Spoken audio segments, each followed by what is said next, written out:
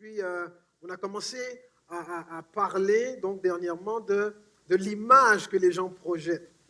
Comment les gens, parfois, vont cacher ce qu'ils sont réellement, soit parce qu'ils en ont honte, parce qu'ils n'aiment pas ce qu'ils sont, parce qu'il y a des défauts, il y a des péchés, il y a des situations qu'ils veulent cacher et tenir secret.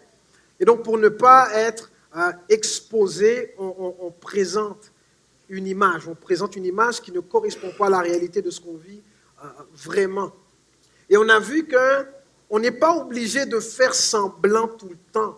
C'est possible de changer pour devenir la personne qu'on devrait être, la personne que Dieu veut que nous soyons. Mais pour ce changement-là, il y a des conditions qui doivent être réunies. Premièrement, on a vu la semaine dernière qu'il faut vouloir. Ça veut dire à quel point est-ce que tu veux changer. S'il n'y a pas la volonté, il n'y aura pas le résultat non plus derrière. On a vu l'importance d'avoir une raison ou une motivation. Si tu n'as pas de raison de changer, tu ne vas pas changer. Ça n'arrivera pas. Une motivation, ça parle aussi de ce qui est important pour toi. Qu'est-ce qui est plus important pour toi que cette image-là que tu projettes? Qu'est-ce qui est plus important pour toi que de faire semblant d'être ce que tu n'es pas? Vous savez, une des motivations, ou la motivation, je pense, la plus puissante, c'est l'amour. Si tu t'aimes suffisamment, si tu aimes tes proches suffisamment, si tu aimes Dieu suffisamment, il n'y a aucun changement qui sera impossible pour toi. La Bible nous fait même comprendre que l'amour, c'est même plus fort que la foi. L'amour est la motivation la plus puissante qu'une personne puisse avoir pour changer ou pour accomplir n'importe quoi. Et aujourd'hui, nous allons parler des pensées. C'est la troisième condition, il faut renouveler nos pensées si on veut expérimenter un changement permanent. Et qu'est-ce qu'on a là? C'est des bonbons. Mesdames et messieurs, mon épouse. Ok, je vais t'en prendre un. J'aime bien ces bonbons-là, ils sont bien. Ça aussi, ça, je peux en prendre plusieurs? C'est bon. Super. Voilà, ça j'aime moins, mais moi j'en prends un troisième de ceux-là. Merci beaucoup. Attends, j'en prends un autre. Voilà. Vous en voulez? Ok, on en a d'autres, on va partager avec vous. Ok? Vous voyez, le pasteur n'est pas égoïste. Je partage, moi. Il y a des bonbons, il y a des bonbons, il y a des bonbons. Parfois, c'est là, on vous distribue du pain et du vin ou du jus. Aujourd'hui, on distribue des bonbons, servez-vous. Mais prenez pas tout, laissez-en pour les autres, d'accord? Nous allons parler des pensées. Est-ce que vous savez ce que je viens de faire là? Un plateau m'a été présenté. Sur ce plateau, il y avait des bonbons. Moi, j'ai trié, j'ai sélectionné et j'ai choisi des bonbons qui pour moi étaient bons. J'ai mis ça dans ma poche et je vous assure que je vais bouffer tout ça plus tard. Vous pouvez choisir les pensées dont vous entretenez votre cœur, votre esprit. Parce qu'une pensée n'est rien d'autre qu'une suggestion. À vous d'accepter ou de refuser. Une pensée n'est rien d'autre qu'une suggestion. Vous pouvez l'accepter ou la refuser. Une pensée, ce n'est pas quelque chose d'irrésistible. C'est un peu comme une annonce publicitaire. Vous regardez la télé des fois. L'annonce publicitaire, ce n'est pas un ordre. C'est tout simplement une idée qu'on vous présente. C'est une invitation. Libre à vous d'accepter cette invitation ou de la refuser. Si je pense quelque chose comme « Kivens, t'es nul ». Ah ouais, je suis nul. Je commence à penser ça. Automatiquement, qu'est-ce qui se passe? Je commence à me sentir nul. Et parce que je me sens nul, je vais me mettre à me comporter, poser des actions, des gestes qui vont refléter ce sentiment-là que j'ai. Et ça va me donner un résultat. Ça va produire du fruit dans ma vie. Et donc, quand j'observe le fruit, quand j'observe les fruits que ma vie porte, je peux toujours remonter de ce fruit-là à une action que j'ai posée qui a produit ce fruit-là, parce que mes actions produisent quelque chose. Je peux ensuite remonter à une émotion, un sentiment qui m'a poussé à poser cette action-là, parce que les émotions poussent à l'action. Et de cette émotion, je peux remonter à la pensée qui a déclenché cette émotion-là, parce que les émotions sont déclenchées par nos pensées. Tu es nul. Mais d'où vient cette pensée-là? Et pourquoi je l'accepte? Et pourquoi je la refuse? Aujourd'hui, on parle des pensées. Si vous voulez changer profondément, de façon permanente, si vous voulez changer, il ne faut pas seulement vouloir changer, il ne faut pas seulement avoir une raison ou une motivation de changer, il va falloir que vous renouveliez vos pensées. Dis à ton voisin, il faut que tu changes ta façon de penser. Et pour certains d'entre vous, ça urge. Il faut renouveler tes pensées. Il y a un passage qui se trouve dans Romains, chapitre 12, le verset 2, qui dit « Soyez transformés par le renouvellement de l'intelligence. » Soyez transformés par le renouvellement de votre intelligence. Si tu veux changer, ce qui doit changer dans ta vie, ce n'est pas ton environnement. Ce n'est pas les gens autour de toi.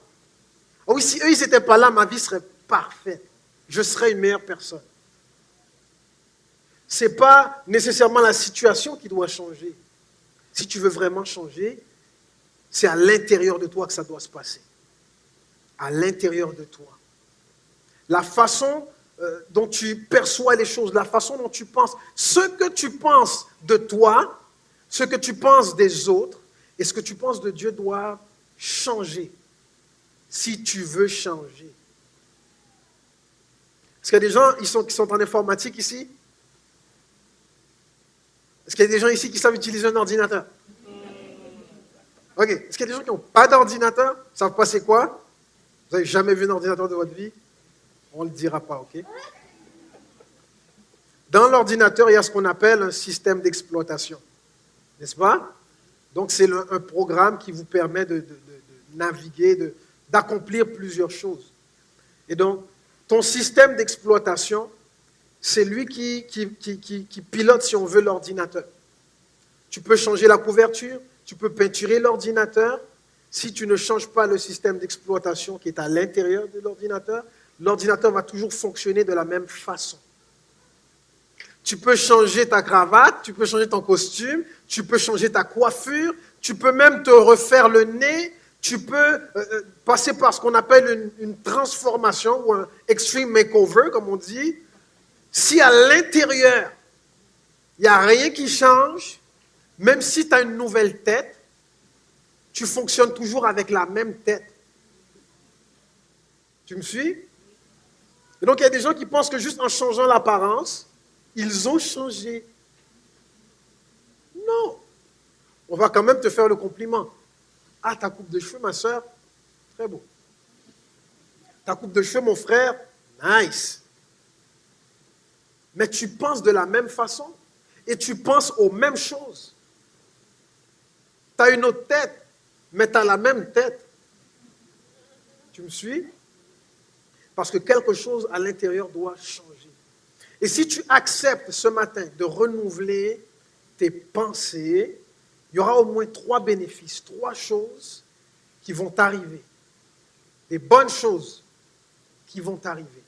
Il faut que je vous donne des raisons de vouloir renouveler vos pensées, n'est-ce pas? Si je ne vous donne pas de raison, il n'y a pas de raison. Il y a au moins 3 choses qui vont t'arriver si tu acceptes ce matin de renouveler tes pensées. Premièrement, ça aura un impact positif sur tes émotions. Ça aura un impact positif sur tes émotions. Souvent, vous savez, les gens qui ont des problèmes, leur plus gros problème, ce n'est pas le problème, c'est ce qu'ils pensent du problème. Tu vois? C'est la façon dont ils se sentent dans la situation qui est le problème. Ce n'est pas toujours le problème en tant que tel, ou la situation. Si tu acceptes de renouveler tes pensées, tes émotions vont avoir un impact. Dans Philippiens chapitre 4, verset 4, c'est Paul qui parle à l'église et il dit « Réjouissez-vous toujours dans le Seigneur, je le répète, réjouissez-vous. » C'est le premier verset que j'ai appris par cœur. C'est un pasteur qui me l'avait cité et lui il m'a dit « C'est le premier verset que j'ai appris par cœur. » Je lui ai dit « Ah ok, c'est quoi ?» Puis il m'a dit ça, puis je l'ai juste retenu. « Réjouissez-vous toujours dans le Seigneur, je le répète, réjouissez-vous. » Philippiens 4, 4. Vous le connaissez par cœur maintenant? D'accord, on le dit ensemble? Réjouissez-vous toujours dans le Seigneur. Je le répète, réjouissez-vous. Quand Paul a écrit ça, il était en prison. Paul a écrit ça en prison. Il n'était pas dans une situation de joie, il était dans une situation de souffrance. Il était dans un environnement hostile, entouré de gens hostiles, et pourtant lui il dit, réjouissez-vous toujours dans le Seigneur. Je le répète, réjouissez-vous. Paul n'avait pas honte de sa situation, il n'essayait pas de cacher ce qu'il vivait. Il ne dit pas, je suis à Miami, je fais de l'argent, réjouissez-vous dans le Seigneur. Tout va bien. Non, je suis en prison, réjouissez-vous toujours dans le Seigneur. Et il ne disait pas non plus, réjouissez-vous dans le Seigneur, je répète, réjouissez-vous. Réjouissez-vous, ok? Non, ce n'était pas de la tristesse qu'il y avait dans son cœur. Il le disait avec la joie. Pourquoi est-ce que Paul, en plein milieu d'une prison, je ne demanderai pas qui a déjà été en prison ici, ok? Ni comment vous êtes senti. Mais qu'est-ce qui fait que Paul, en prison, entouré de gens hostiles, dans une situation d'injustice, dit, réjouissez-vous. Parce que Paul pensait différemment. La façon dont tu penses va avoir un impact, un effet direct sur tes émotions. La tristesse, la colère, la joie, la satisfaction, l'insatisfaction. Qui s'est déjà plaint ici? Qui a déjà pété sa coche ici? Ah, il y a plein de menteurs là. Tu as pété ta coche pas à cause de ce qu'on t'a fait ou de ce qu'on t'a dit, ou ni à cause de la situation, mais à cause de ce que tu pensais de ce qu'on t'a fait, de ce qu'on t'a dit, et à cause de ce que tu pensais de la situation. C'est ça qui t'a fait péter ta coche. Ce sont tes pensées qui ont déclenché tes émotions. Pas la situation, pas les gens. Paul, dans la prison, était dans la joie. Il y a cet autre passage qu'on trouve dans Actes où on voit les apôtres, on les a emprisonnés injustement et ils se mettent à louer le Seigneur dans la prison. Ils louaient Dieu dans la prison et ça a tellement plu au cœur de Dieu qu'il s'est passé quelque chose. Quelque chose est descendu du ciel. La prison a commencé à trembler. C'est comme si je pense que Dieu est descendu pour danser. Quand Dieu danse, ça tremble partout. Les portes de la prison se sont ouvertes et les prisonniers étaient là comme, hein? Et ils ne se sont même pas enfuis. Ils sont restés là à louer.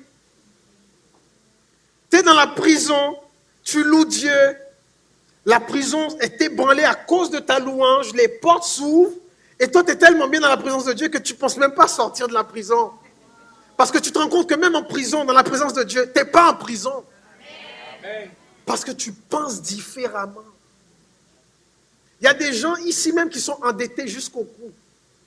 Mais ils sont dans la joie quand même. Parce que ce n'est pas ma situation financière qui va déterminer comment je dois me sentir. C'est ce qui se passe là. Ce sont les pensées dont j'entretiens mon cœur. C'est ce qui détermine comment je me sens. Si tu acceptes de renouveler tes pensées ce matin, tes émotions vont être complètement différentes. Au lieu de te sentir tout le temps poche, plate, tristounet, déprimé, tu vas voir que tu vas te sentir mieux. N'est-ce pas qu'on se sent mieux quand on a des émotions positives, des émotions de joie, de bonheur, de bien? Mais oui, on se sent mieux. On se sent mieux. Si tu acceptes de renouveler tes pensées ce matin, tu ne te sentiras plus comme tu te sens maintenant. Tu te te sentiras mieux parce que tu auras changé quelque chose. Tu seras toujours entouré des mêmes gens, les vieilles faces. Tu auras le même patron demain matin. Tu habiteras dans la même maison, dans le même appart. Tu seras dans la même ville. Tu auras peut-être les mêmes ennemis. Mais quelque chose aura changé. Quelque chose aura changé. Parce que tu auras changé quelque chose ici. Si tu acceptes de renouveler tes pensées ce matin, le deuxième impact sera sur tes actions, sur ton comportement. Les pensées déclenchent les émotions poussent à l'action. Quand tu te sens d'une certaine façon, tu agis aussi de la façon dont tu te sens. C'est vrai ou pas? Dans Marc chapitre 7, le verset 21 à 23, c'est Jésus qui parle. Voici ce qu'il dit. C'est du dedans, c'est du cœur des hommes que sortent les mauvaises pensées, les adultères, les impudicités, les meurtres, les vols, cupidité, méchanceté, fraude, dérèglement, les regards envieux, la calomnie, l'orgueil, la folie. Toutes ces choses mauvaises sortent du dedans et souillent l'homme. La façon dont tu te comportes et les actions que tu poses, les décisions que tu prends, les attitudes, même ta posture témoigne de ce qui se passe dans ta tête. Trahissent tes pensées. Tu sais, quand tu parles à quelqu'un, puis la personne elle a comme une face du genre tu ne m'intéresses pas. Même si la personne dit oui, c'est intéressant, non. Son non-verbal trahit ses pensées. Right? D'ailleurs, on dit que 90% de notre communication, c'est le non-verbal. 90% de ce que tu communiques est non-verbal. Ce n'est même pas ce que tu dis. C'est comment tu le dis. C'est ce qu'on voit. Je pourrais être sourd et ne pas entendre ce que tu dis, juste à t'observer. Je vais savoir si tu m'aimes ou si tu ne m'aimes pas. C'est vrai ou pas? D'ailleurs, qui a déjà eu un conflit avec quelqu'un? Souvent on dit avec cette personne-là, je ne m'entends pas. Conflit de personnalité, baliverbe. Tu ne t'entends pas avec la personne ou quand ça va mal entre deux personnes, le problème, ce n'est pas les personnalités. C'est ce que la personne qui a un conflit avec toi pense d'elle-même ou ce qu'elle pense de toi qui rend la relation comme ça. C'est vrai ou pas? C'est vrai. Ce que tu penses de toi et ce que tu penses de l'autre va avoir un impact direct sur la relation. Des fois, on ne s'entend pas. Ce n'est pas parce qu'on ne peut pas s'entendre, ce n'est pas parce qu'on n'est pas compatible. C'est à cause de ce qu'on pense. Il y a un parent qui voit un de ses enfants échapper du jus par terre. Oh, c'est pas grave, mon bébé, on va nettoyer. Le deuxième enfant, peut-être un peu plus âgé, échappe aussi du jus par terre. Qu'est-ce qui se passe? Il se fait chicaner. Attends une minute, c'est le même jus qui est par terre. Mais ce n'est pas la même personne qui l'a acheté par terre. Ce que je pense de la première personne versus ce que je pense de la deuxième personne, ce n'est pas pareil. Alors mon comportement, ma réaction n'est pas pareil à cause de ce que la personne pense de toi.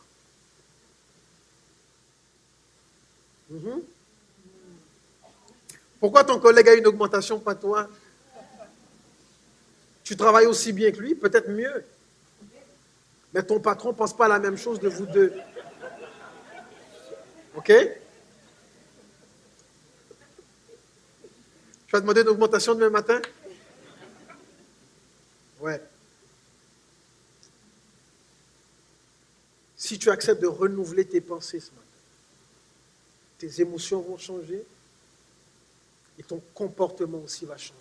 Tes actions vont changer. La façon dont tu te tiens, ça va changer. Quelqu'un qui est de bonne humeur ne marche pas de la même façon qu'une personne qui est de mauvaise humeur. C'est vrai ou pas? Tu vois des gens traverser la porte, tu te dis, voyons, qu'est-ce qui se passe? Quelqu'un qui est fâché marche d'une façon, quelqu'un qui est dans la joie marche d'une façon, quelqu'un qui est en amour marche d'une façon, quelqu'un qui se fout de tout marche d'une autre façon. Ce que tu penses va se traduire par un comportement, une attitude, des actions. Ouais. Pourquoi il commet des crimes? Pourquoi il vole? Pourquoi il ment? À cause de ce qui se passe ici. Et tant que ça ne change pas, le vol, le crime, toutes sortes de comportements ne changeront pas. Ça ne changera pas. Donc la prochaine fois que tu as un conflit avec quelqu'un, pose-toi la question, mais qu'est-ce qu'il pense de moi en ce moment? Si tu t'es chicané avec ton amour hier, pose-lui la question, qu'est-ce que tu pensais de moi hier, pendant qu'on se chicanait? Parce que ce qu'il pensait a alimenté quelque chose. Si tu changes tes pensées, tes émotions vont changer, tes actions vont changer. Et même la façon dont tu prends les décisions, ça va changer. Ça va changer. Troisième impact, si tu acceptes de renouveler tes pensées ce matin, ton fruit va être différent. C'est-à-dire le résultat, ce que ta vie produit, ça sera aussi différent. Matthieu chapitre 7, les versets 16 à 18. C'est Jésus qui parle encore et il dit, « Vous les reconnaîtrez à leurs fruits, qu'elles ont des raisins sur des épines ou des figues sur des chardons. Tout bon arbre porte de bons fruits, mais le mauvais arbre porte de mauvais fruits. Un bon arbre ne peut pas porter de mauvais fruits, ni un mauvais arbre porter de bons fruits. »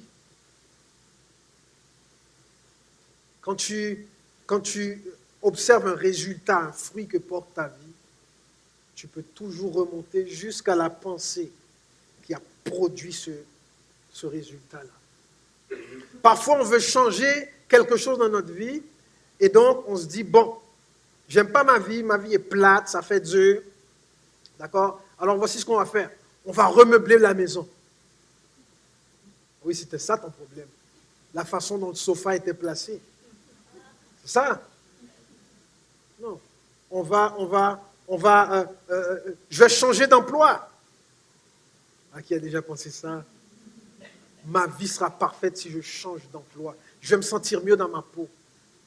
Si je change d'emploi. Ouais, peut-être que ça va aider un peu. Mais tu as le même système d'exploitation.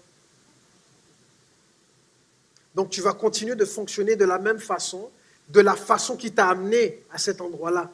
Tu continues de raisonner comme ça. Pourquoi il y a des gens qui, en amour, tombent toujours sur le même type de personnes?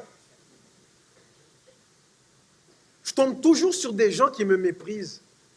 Comment ça? J'ai changé ma photo de profil 20 fois.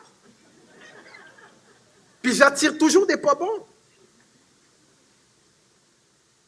Ton système d'exploitation est le même que celui qui t'avait conduit vers le premier pourri.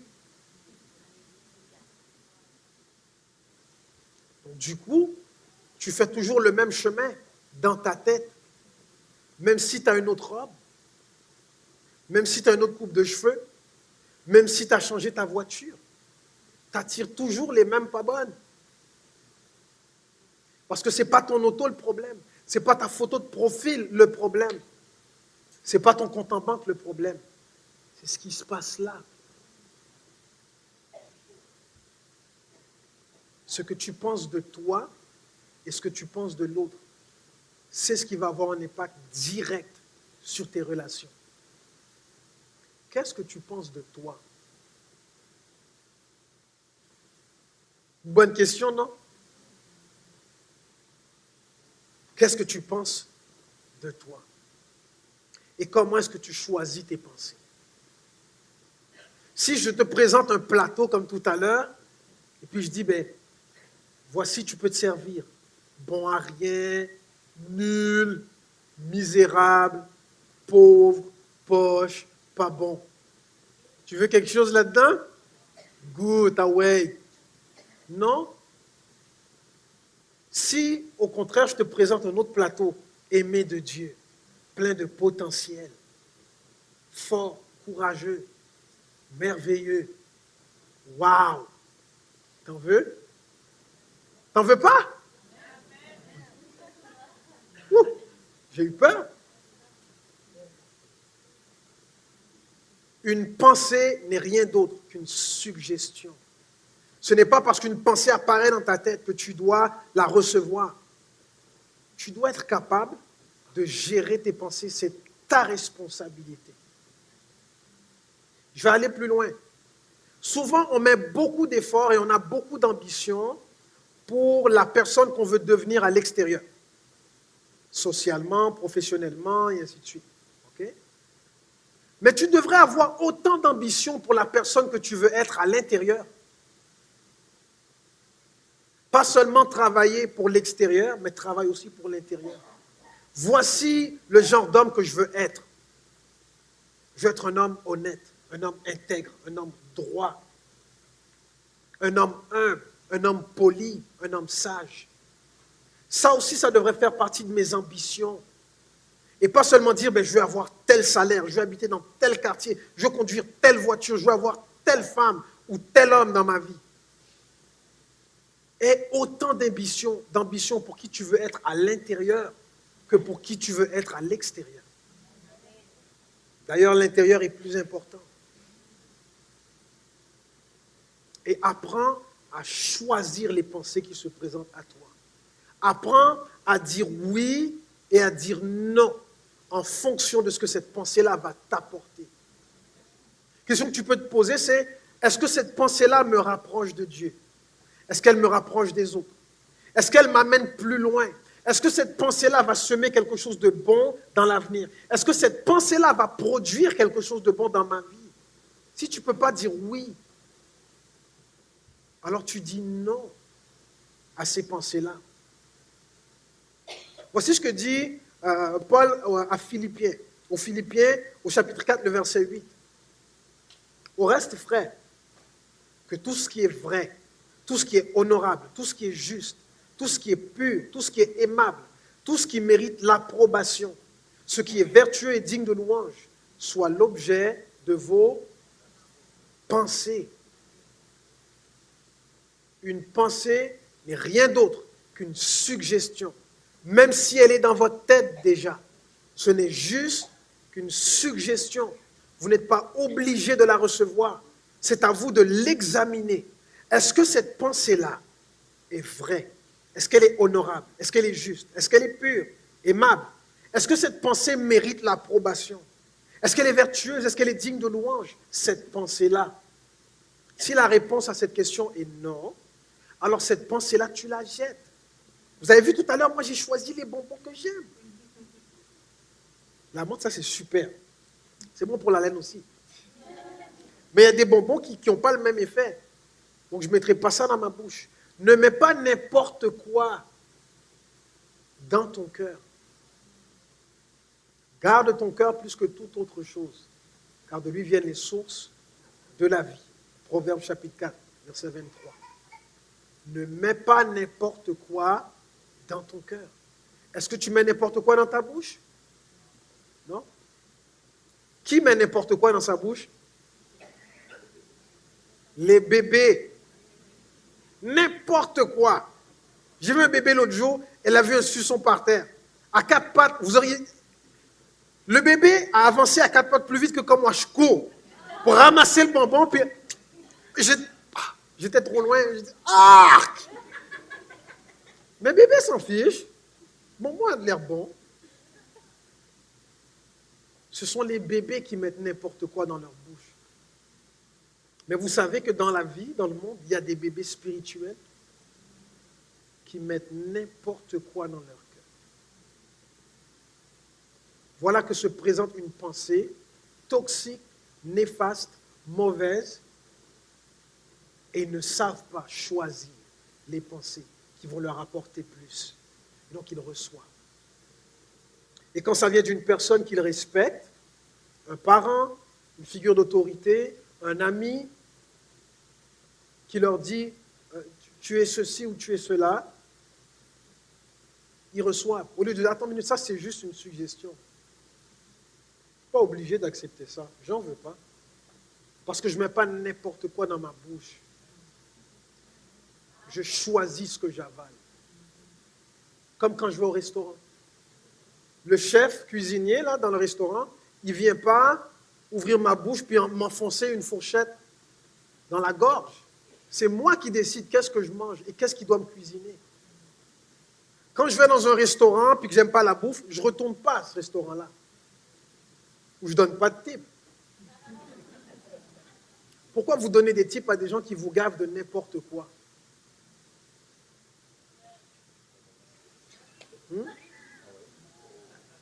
Un jour, j'ai été dans un restaurant dans le quartier Myland. Je ne vous dirai pas lequel. J'ai acheté c'est comme un sous-marin au steak et tout ça. Je paye, je prends mon sandwich, je m'en vais. Puis quand je suis prêt à manger, je m'assois, j'ouvre, puis je trouvais que le pain était un peu humide. Je ne comprenais pas. Et là, j'ouvre mon pain et c'était rouge à l'intérieur.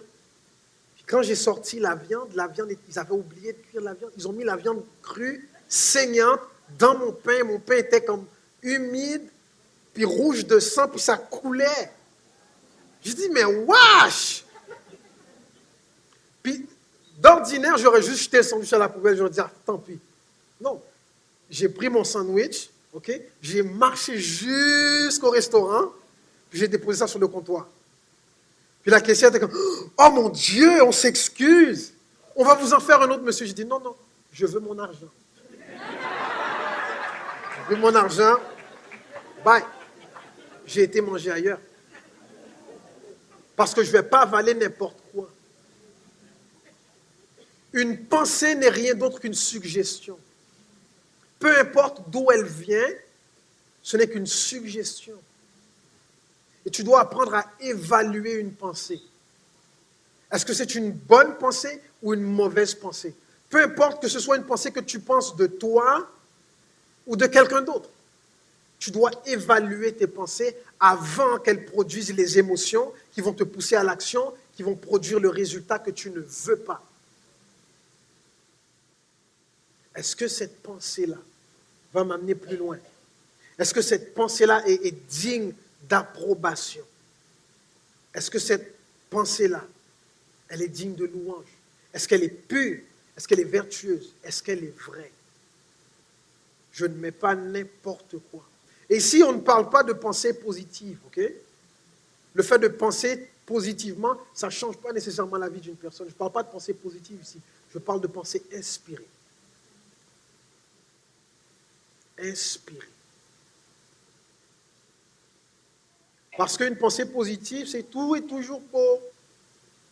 Mais ce n'est pas nécessairement la vérité, même si c'est positif.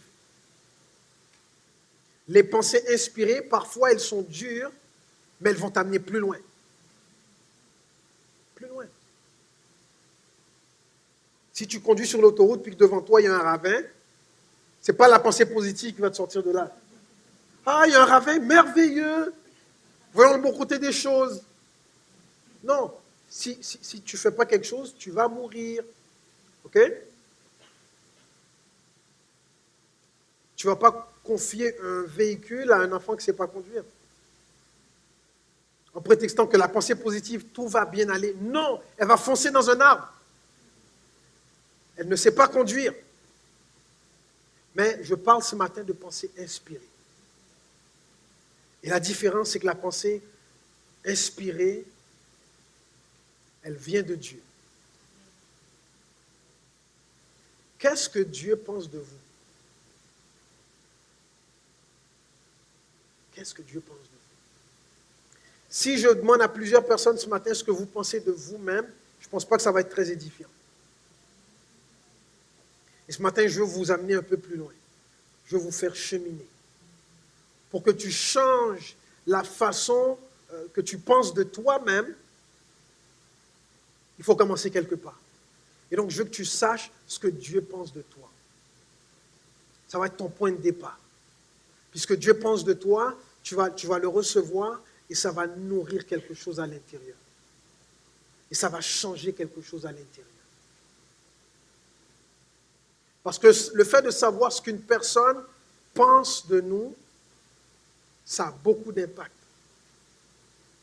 Ça a beaucoup d'impact. Qui a déjà reçu un compliment? J'espère que tout le monde va lever la main là, sinon on va t'en faire ce matin. OK? Faire un appel. Si tu n'as jamais reçu de compliment, venez ici, puis on va vous bombarder de compliments. OK? Si vous avez déjà reçu un compliment, qu'est-ce que ça vous a fait? Comment vous vous êtes senti? Ça rafraîchit. Quoi d'autre? Ça fait chaud au cœur.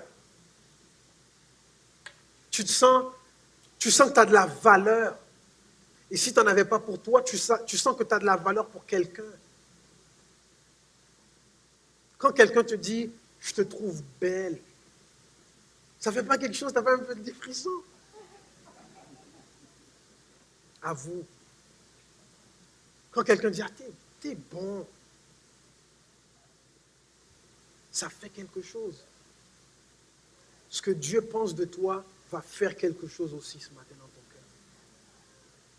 Et tu dois savoir. Et je ne vais pas faire une liste de ce que Dieu pense, mais je vais prendre une illustration ici, en lisant un passage qui se trouve dans Marc chapitre 2, le verset 13 à 16.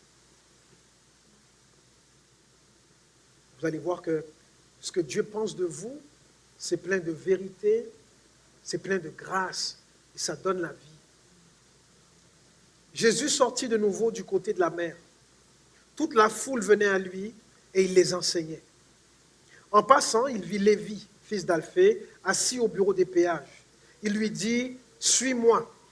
Lévi se leva et le suivit. Comme Jésus était à table dans la maison de Lévi, beaucoup de publicains et de gens de mauvaise vie se mirent aussi à table avec lui et avec ses disciples, car ils étaient nombreux et l'avaient suivi. Les scribes et les pharisiens, le voyant manger avec les publicains et les gens de mauvaise vie, dirent à ses disciples, « Pourquoi mange-t-il et boit avec les publicains et les gens de mauvaise vie ?» Je vais inviter les musiciens à prendre place maintenant. Donc Jésus, il enseigne, fait des miracles et tout ça. Et là, il a terminé, il marche et il s'arrête devant un bureau, on appelle ça le bureau des péages. En fait, c'est là où on paye les douanes, en quelque sorte. Et à cette table-là, il y a un homme qui s'appelle Lévi, Matthieu. Et il dit à Lévi, viens, suis-moi. Et Jésus va avec lui. Et ils vont chez Lévi. Et tous les amis de Lévi, qui sont catalogués comme des gens de mauvaise vie, ça veut dire des gens peu fréquentables, des personnes de mauvaise réputation, ils se retrouvent tous dans la maison de Lévi avec Jésus, et puis ça bouffe. Un genre de 5 à 7. Tu sais. Puis là, les chefs religieux, ils observent ça, puis ils disent, mais voyons, Jésus, le Messie, le rabbin, le prophète, cet homme de Dieu, il est assis à table avec Lévi et des gens de mauvaise réputation, et puis ils sont en train de manger ensemble, comme si c'était des potes. Qu'est-ce que ça vous dit? Je pense que même Lévi, ça l'a surpris. Parce que Lévi, il travaillait pour les Romains. C'est un juif qui travaillait pour les Romains. OK? Et ça, la communauté juive n'aimait pas trop ça. Pourquoi? Parce que tu viens prendre l'argent dans nos poches pour le donner à nos ennemis. Tu es un traître. Donc, nous, on ne se tient pas avec toi, tu n'es pas fréquentable, tu n'aimes pas la nation, tu ne mérites même pas qu'on t'aime, qu'on t'adresse la parole. Et Jésus s'arrête devant ce gars-là pour dire, viens, suis-moi, viens, marche avec moi, viens, sois avec moi. Ça vous dit ce que Jésus pense de Lévi. Et ce que Jésus pense de Lévi, c'est que peu importe ce que les gens autour disent, tu n'es pas moins digne que les autres de marcher avec moi. Viens, suis-moi. Viens, suis-moi. S'il y a des gens qui te regardent de haut, qui disent, oh, toi tu viens à l'église, mais on sait que ce n'est pas très, très catholique ton affaire. Je veux que tu saches ce matin ce que Jésus pense de toi. Je veux que tu saches ce matin ce que Dieu dit de toi. Tu n'es pas moins digne que les gens qui te montrent du doigt de marcher avec moi. Viens et suis-moi. Viens et suis-moi. Il y en a qui rient dans ton dos, il y en a qui parlent dans ton dos, il y en a qui te montrent du doigt. Mais je vais te confier un secret, ils n'ont pas moins de péché que toi. Viens et suis-moi. Ne t'empêche pas de suivre Jésus sous prétexte que tu es venu à l'église puis tu es tombé sur une bande d'hypocrites. Jésus ne pense pas moins de toi que de ces gens-là. Dieu est amour. Viens et suis-moi. Jésus est mort sur la croix pour que toi tu aies la vie, pour que toi tu sois restauré, pour que toi tu sois guéri, pour que toi tu connaisses Dieu. Ça, ce que ça te dit ce que Dieu pense de toi. Tu n'es pas moins digne que les autres de marcher avec moi. Viens et suis-moi. Viens et suis-moi. J'ai posé une question au début du message, mais d'où viennent ces pensées? Jésus il dit, les mauvaises pensées, ça vient du cœur. Les pensées mauvaises viennent d'un cœur brisé. Les bonnes pensées viennent d'un cœur restauré. Et plusieurs ici ont eu la difficulté, ils ont lutté avec leurs pensées et vous continuez de lutter avec vos pensées. C'est difficile. Parfois vous y arrivez, parfois ça ne passe pas. Vous continuez de penser, de ruminer des pensées qui ne sont que des suggestions, mais qui sont comme pour vous tellement fortes que vous avez du mal à avoir du respect pour vous-même ou pour les autres. Parce que votre cœur est brisé. La bonne nouvelle ce matin, c'est que Jésus a dit, je suis venu pour guérir les cœurs brisés. Est-ce qu'il y a quelqu'un ce matin qui a besoin de guérison? J'aimerais qu'on fasse quelque chose. La semaine prochaine, on va parler de comment Dieu guérit les cœurs. Mais en attendant, ce matin, je veux qu'on fasse quelque chose. Si toi, tu luttes avec des pensées, ou si ce que tu penses de toi, ce n'est pas très glorieux, et tu as du mal à changer tes pensées par rapport à toi-même, et que tu veux une percée ce matin, tu veux que Dieu mette le doigt sur ton cœur, le guérisse, afin que ces mauvaises pensées-là ne trouvent plus de place en toi. J'aimerais que tu te lèves à ta place. Quelque chose de courageux. Et comme pour dire, Seigneur, je veux recevoir aujourd'hui ce que toi tu penses de moi. Commence à agir dans mon cœur. Commence à le guérir. Il y a des gens, ce matin même, le Saint-Esprit va commencer une œuvre de guérison à l'intérieur. Ce que tu penses de toi va commencer à changer. Parce que le Saint-Esprit va souffler des choses. Il va te souffler des mots. Il va te souffler la vie. Il va te souffler des promesses. Il va te souffler des paroles qui vont commencer à changer la façon dont tu te sens par rapport à toi. Ça va avoir un impact cette semaine sur comment tu te comportes, sur tes actions, sur tes attitudes, sur comment tu te sens. Même au travail, il y a des gens qui vont dire, il y a quelque chose qui a changé avec toi. Oui, Dieu m'aime. Ça a tout changé. Ça a tout changé. Est-ce qu'il y a quelqu'un ce matin qui a besoin que Dieu guérisse, que Dieu change son cœur? Il n'y a pas de gêne, il n'y a pas de honte. Et la guérison, c'est gratos.